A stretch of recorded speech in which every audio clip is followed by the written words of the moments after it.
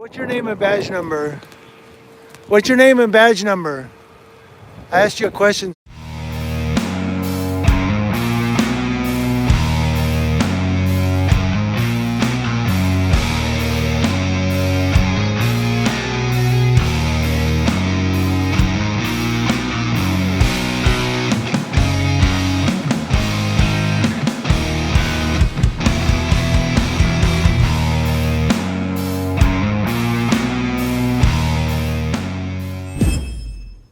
All right, gang, on this hump day Wednesday, I have a twofer for you. They're quick and short. I'm not going to take a whole lot of time here. I did put the links to these two stories in the description box below. Both of them are kind of long a little bit, but you can read them if you want to go back and read through them. They're big news, and they're national, and they deal with police officers, and that's what my editorials are police officers and other law enforcement officers and public officials screwing up. And sometimes we get citizens who screw up, like the lady who stole the police car at the car wash and went for a joyride.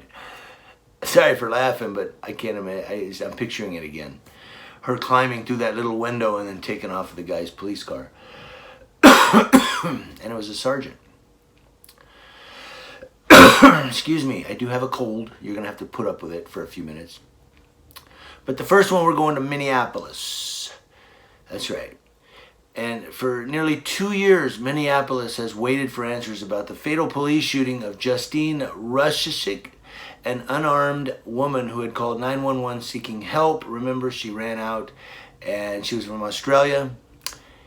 And she was in Minnesota at this time, but she ran out to the officer, and the officer involved, Mohammed Noor,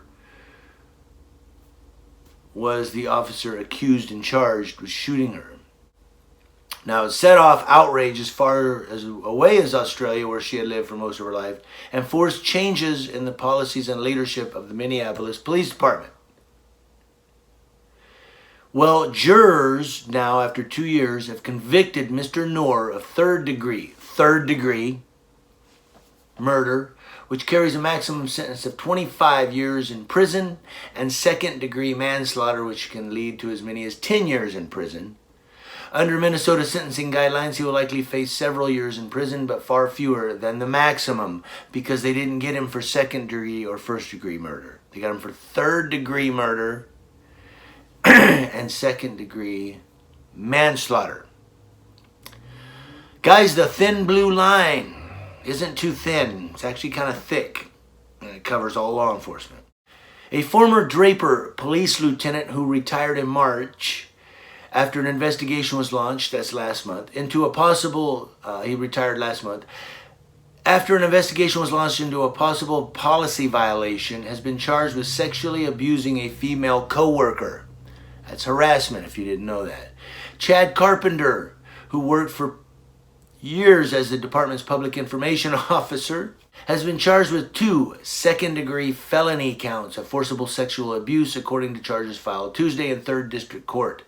The charges allege that on January 31st, Carpenter called a female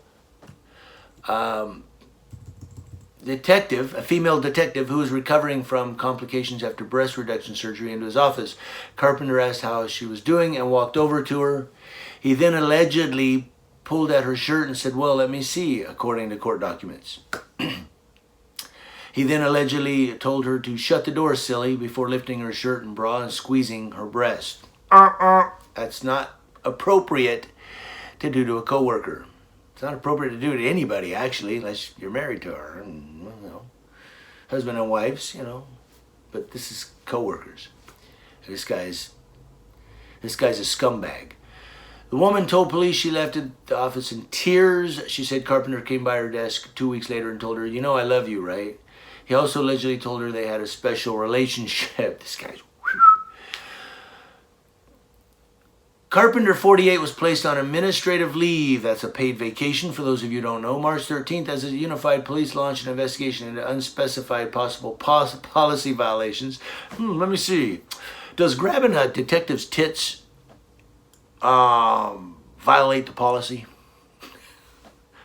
What's there to investigate? He announced his retirement March 21st. 8 days later, he'd I don't know what it said. He'd been at the department since 2003. City spokeswoman Meridine Alexander said. And so now apparently he's been charged with sexual abuse. So yeah, you know how that's going to play out. Come on, the thick blue line. Sorry guys, so short. Kind of shot through these, but it's a busy morning. I'm already running a little bit late. I got to get the kid to school and get to where I got to go. But thank you for watching. So we've got 2 stories. Just to sum it up, Minnesota, a cop gets 3rd degree murder and 2nd degree manslaughter conviction, giving him about 25 to 35. He'll be out on parole in 15, probably. I don't know. So you let me know in the comment section below. I will put both link to both stories in the description box below. And have a great week. Friday morning, I'm going to try to get you some videos on something. Be out there. I'm watching. And maybe the cop watcher who watches cop watchers will be cop watching me cop watching. You know what I'm talking about? News Now You Kite, but thanks guys for watching. Happy hump day and enjoy your week.